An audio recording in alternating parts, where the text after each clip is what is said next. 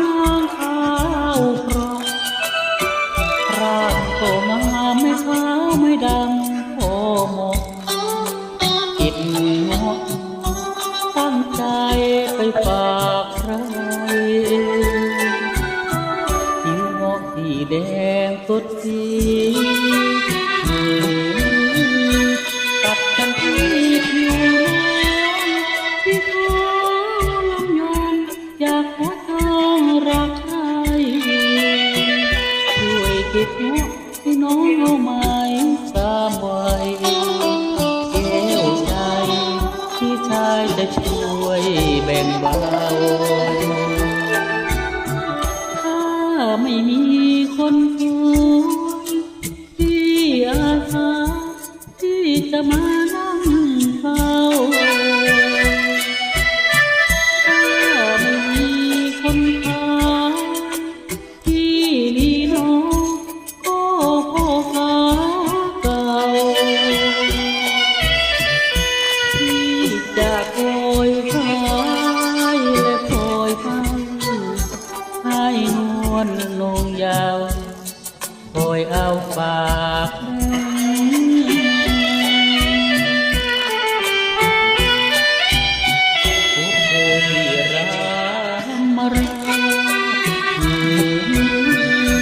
ถ้าไม่มี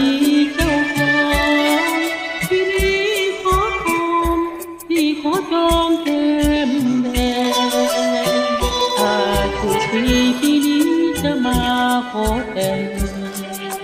หวาดระแวงโอ้ข้าคอยพอเย็น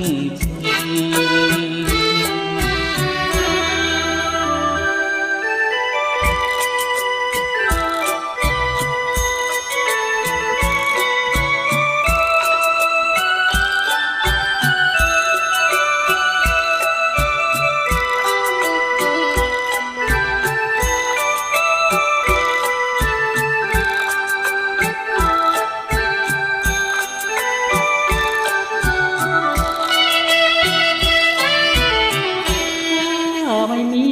คนคุยที่อาสาที่จะมานั่ง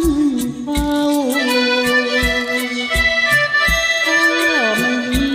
คนขายที่นี่น้องก็พ่อค้าเก่า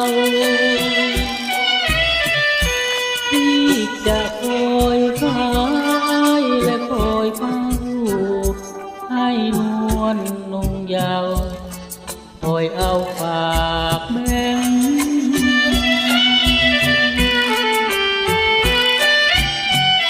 ผู้ที่รั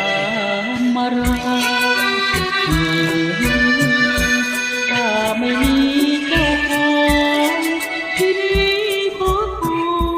ที่ขอจองแก้มแดงถ้าถูกทีที่นี้จะมาขอแต่งหวาดระแวงพ่อข้าคอยพอแย่งชิง